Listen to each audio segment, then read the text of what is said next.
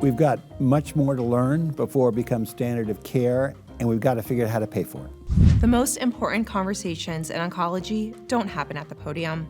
They don't happen in the abstract session. They happen after, in the hallway, over dinner, between people who trust each other enough to say what they actually think. I'm Gina Mauro. I'm Executive Director, Oncology Ambassador at MJH Life Sciences. And for years, I've been in rooms with some of the most accomplished oncologists in the country, building relationships, creating content, and honestly, asking questions I never quite got to ask on the record. This is the Moonlight Shift, a studio series where I sit across from the oncologists shaping the field, not to brief you on their latest trial, but to have the conversation that actually moves things forward. What the data means, where the field is stuck, what they do differently, the version they tell a colleague. We're launching with someone I've had the privilege of interviewing more times than I can count, Dr. Maurie Markman, President of Medicine and Science at City of Hope, and Editor-in-Chief of OncologyLive. He's one of the clearest thinkers on where precision medicine is actually going and where it isn't. I've been saving the questions I never got to ask. We're starting there. Dr. Markman, thank you so much for coming on the Moonlight Shift. We're thrilled to have you for our inaugural episode. Delighted to be here. You have watched precision medicine go from a concept to the organizing principle of modern oncology. Can you walk me through the moment, the paper, the trial, the patient, where you knew that this was genuinely changing things? Well, it's hard to say there was one moment. You can certainly talk about a moment where there was absolute evidence that knowing the molecular target would make a tremendous difference. You could use imatinib, obviously, was the single greatest example in terms of the positivity. There was the abnormality, here was the drug, look at the amazing outcome. But we also had data with HER2 overexpression and Herceptin, and of course EGFR abnormalities, not overexpression, but a particular mutation. So all of these things happened, but those were, really quite specific abnormality in a particular tumor and a particular drug. I would have to say, if one asks the question of the broader concept of doing the testing and looking not necessarily for a specific abnormality, but an abnormality that could be tested, that would have to go, that moment, in my opinion, would go with the landmark paper from Dan Van Hoff and colleagues that quite a while ago were, ancient times when it comes to the kind of molecular testing that was done, where they looked at these abnormalities in tumors and they looked for a particular drug. They demonstrated that many of these patients could be treated and seemed to have a positive outcome compared to historical controls. So that was broader based testing, not a specific abnormality, specific tumor, and then seeing if you could match that abnormality with an existing drug to impact outcome. So I think you raise a lot of really great points, and you've seen the insides of obviously a handful and more of different cancer centers. What does precision medicine look like in those types of settings compared to what's actually happening at the community level? We're talking about Tale of Two Cities, different worlds. Yeah. They are truly different worlds, often not discussed. In the academic centers, of course, you have subspecialization, and even super subspecialization now, where the oncologists who are super specialized in an academic center can focus on a disease, a component of a disease. You can have experts in triple negative breast cancer, for example. And certainly hematologic malignancies, we have expertise. So they can focus on the abnormalities, the multiple resistant mechanisms that are discovered, particular drug in that setting, become experts in it, focus on that, only see patients in that particular setting, and write papers, treat patients. But in the real world of oncology, and by the way, 90% of patients are taken care of in the so-called community setting, where you now have not 10 different diseases, but since we talk about molecular subtypes, we're talking about hundreds of different diseases, and new drugs approved weekly, and specific abnormalities that need to be noted. It's overwhelming, and overwhelming is probably an understatement. And data has clearly shown that a very large percentage of patients, a recent paper looked at non-small cell lung cancer, it asked what percentage of patients were getting molecularly targeted therapy, and it was indicated it was less than half the patients in the community setting. And that will only get worse because of the magnitude of the information, and there is no decision support. I'm sorry. I give ASCO a lot of credit, I give NCCN a lot of credit. They have lists of things you can do. And in my own area, G1 oncology, think about just a decade ago, we are way beyond the idea that an individual doctor can know all of the things that need to be considered when treating an individual patient with an advanced gynecologic malignancy. It is simply not possible. And if you add my incredibly wonderful colleagues in the surgical realm, gynecologic oncologists, they not only have to know all of these drugs, resistance mechanisms, drugs that can be applied in different settings, but they also spend a good part of their time in the operating room. Such a good point. It can't be done. So we have a massive problem, and it's not being confronted, in my opinion, at all. Again, really great points, and it kind of begs the question. So you have somebody that comes in, let's say there's a community oncologist, they get a patient, comes in, they get the comprehensive genomic profile back, but there's no match trial, no approved indication. How do they know what is the right thing to do? What's the right thing to do in 2026? Well, we obviously have a variety of mechanisms. Of course, we have programs. We have CME programs. We have proprietary programs from pharmaceutical companies. We certainly have literature.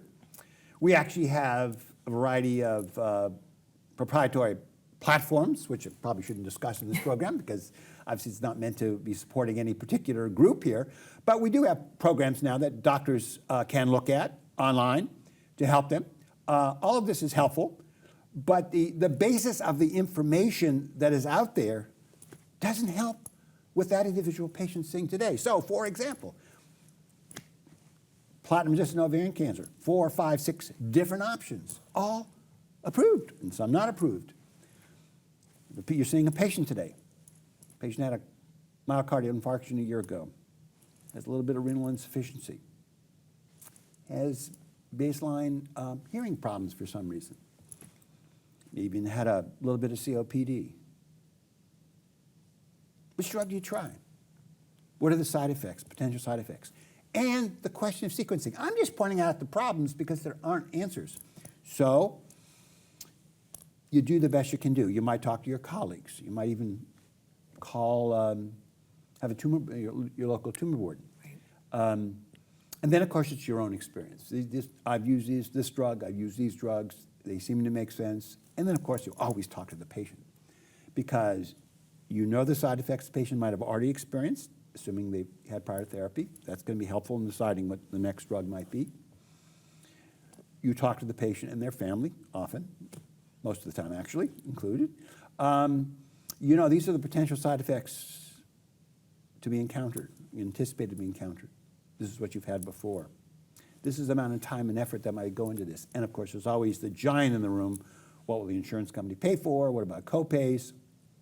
All of those things into this setting, including often patient assistance programs that might be available, and make a decision. And of course, you then make a decision with the patient, try the therapy. If it seems to be helpful, it's tolerated, great, continue it.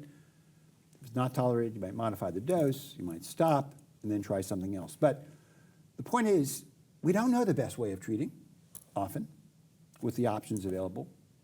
We don't know the best way of sequencing, because that becomes critical as well.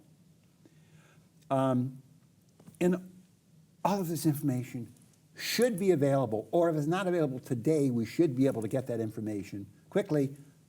We're not going to be able to, but we should be able to do it because the information is available. Where?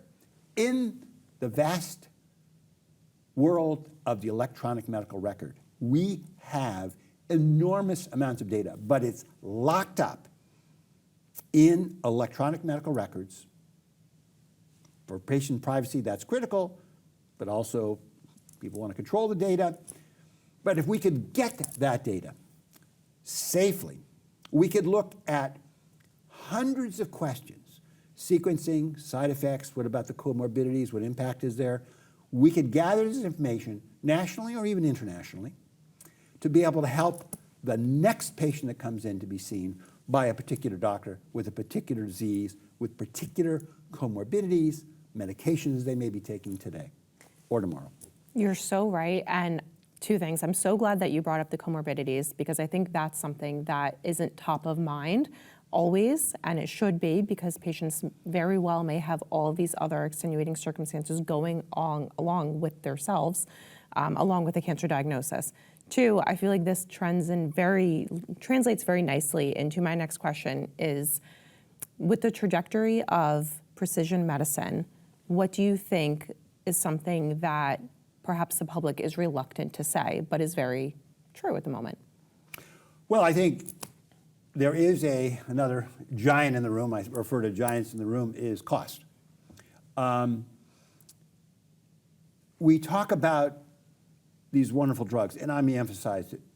These are wonderful. I go back a long way now. I go back to the era where we had 1 or 2 chemotherapy drugs. Some tumors, we had no therapy at all that was any value. We have incredibly effective therapies. We are turning so many cancers into chronic conditions. Patients are living longer lives, better quality of lives, enjoying their lives, enjoying their families, enjoying their hobbies. Success has been incredible. But the cost is beyond comprehension. I remember the day when paclitaxel was the first drug to cost $1,000 a dose. $1,000. My God, how can you do that? Mm-hmm. Of course, we usually gave it for 4 to 6 cycles because therapy wasn't effective after that. But now we have drugs that cost $15,000, $20,000, $25,000, $30,000 a regimen, and we give these therapies for 6 months, a year, 2 years. The cost is staggering. And we are on the verge of more combination regimens. So it won't be $20,000, it'll be $30,000 or $40,000 or $50,000 a month. I mean, obviously what I'm saying makes no sense, but tell me when it's going to end. And we know the American healthcare system is broken, badly, no signs of reform. So you asked me, what people aren't talking about is these are wonderful, wonderful developments. But as a society, we can't afford it as it is today. There is no other way of saying it. I don't have a solution, but I think we've got to recognize just how badly the system is broken. Well, thank you for pointing it out. And I also want to talk about progress in development of other areas that you've spoken publicly about. So CAR T in solid tumors, vaccine strategies. Where do you think the real breakthrough needs to happen next?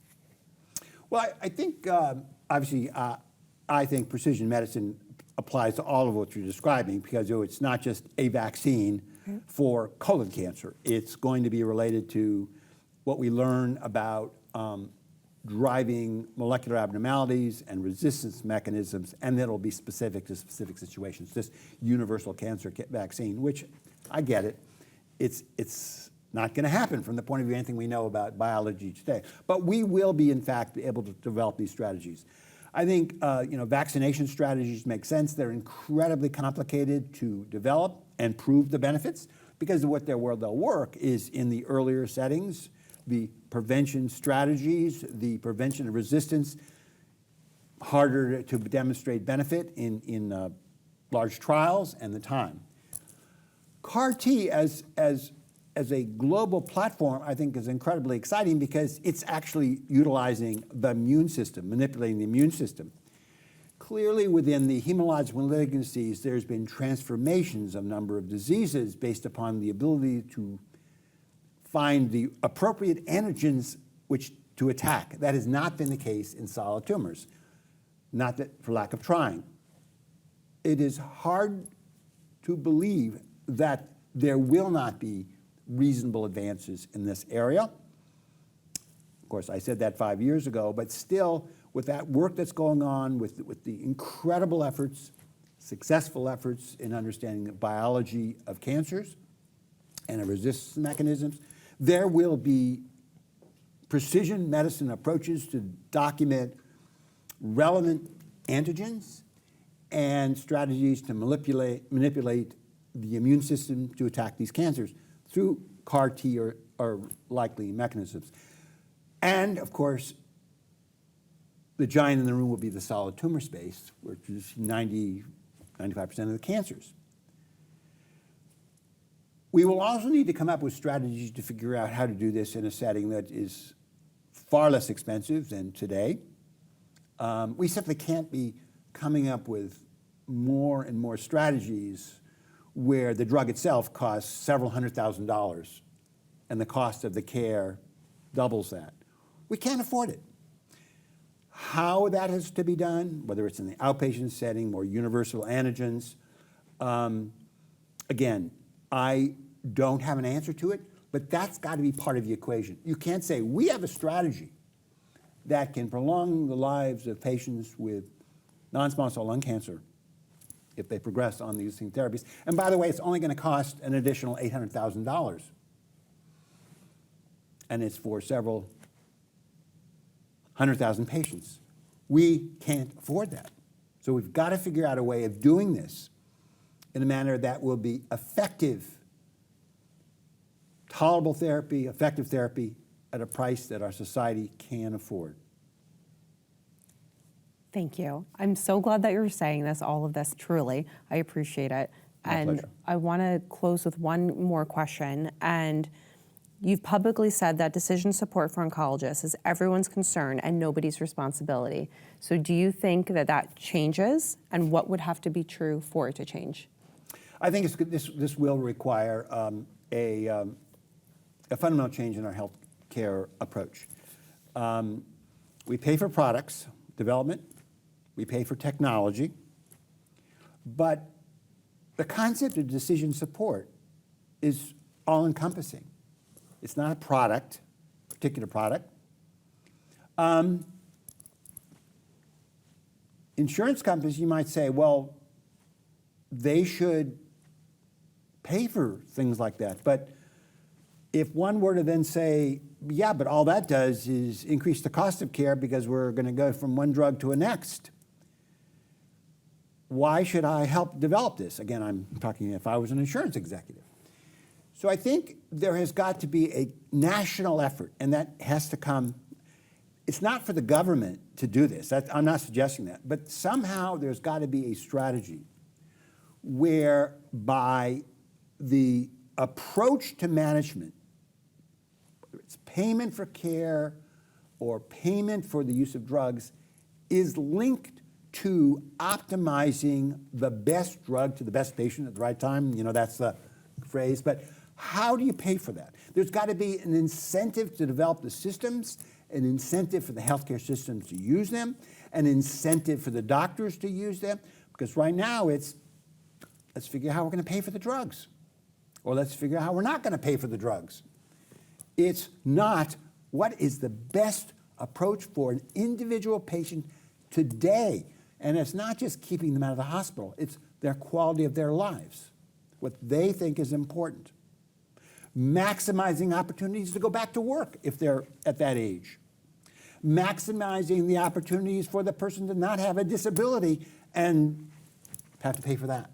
There are so many things that go into this, but there is nothing in the system, in the reward system, the payment system, that would incentivize somebody or groups working on this.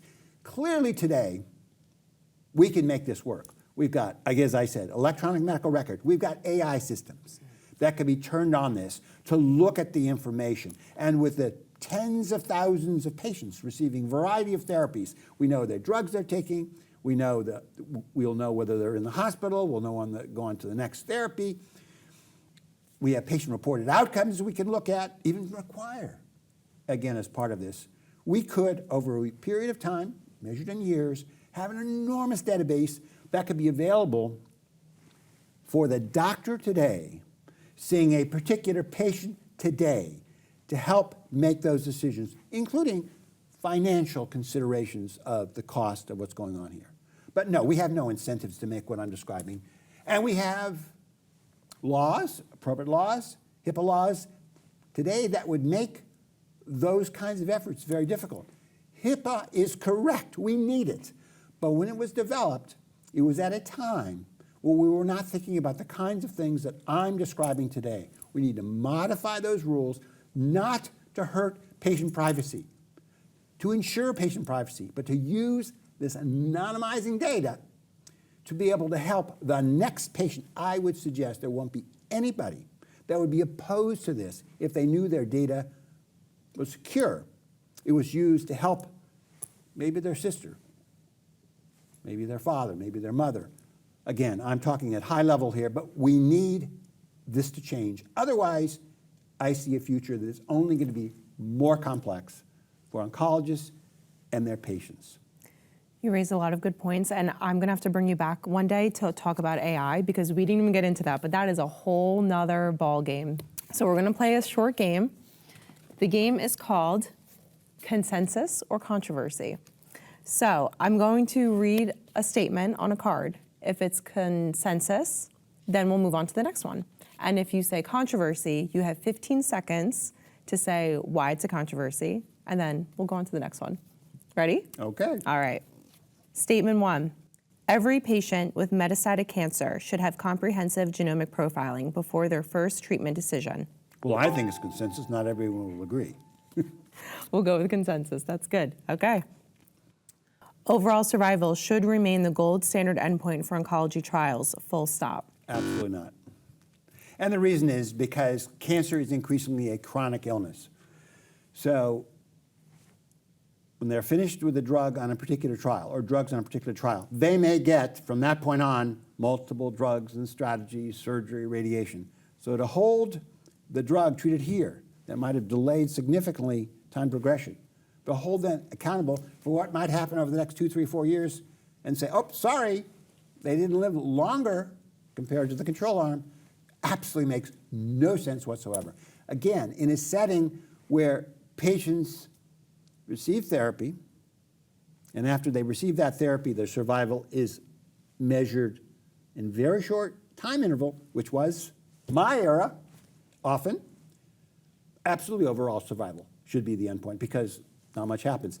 But when it's a chronic illness, it makes no sense. I would ask if someone said, well, you should look at overall survival. My statement is, well, shouldn't we look at new products for diabetes that are introduced today? Shouldn't overall survival be what's important? Because isn't what you want them to live longer? Of course, that makes no sense because it's a chronic illness.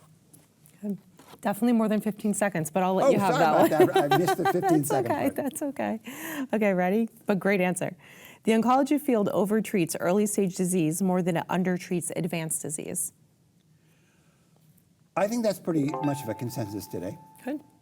CAR T-cell therapy will demonstrate meaningful efficacy in at least one solid tumor type within the next decade. Wow, that's a tough one. I would say, no, that's probably controversy. I think many people would say, yeah, but it hasn't done it yet. What makes you think that it's going to happen? I believe it will, but I think there's a lot of controversy there. Good. All right, 2 for 2. A practicing oncologist today needs to understand health economics as much as clinical pharmacology. Wow. I would agree with that, so I think there's probably a consensus on that one. I like that one. Good. We are generating genomic data in oncology faster than we have the clinical infrastructure to act on it wisely. Absolutely true. I think there's consensus on that. Good. All right. Being a people's doctor and practicing precision medicine are fundamentally in tension with each other. I would agree with that completely. I don't know that there's any disagreement on that. Good. All right. Only 2 controversies. Pretty good. Dr. Markman, thank you so much for being here on our first episode of the Moonlight Shift. Appreciate you. Thank you. I'm delighted to be here. Thank you for inviting me. Thanks.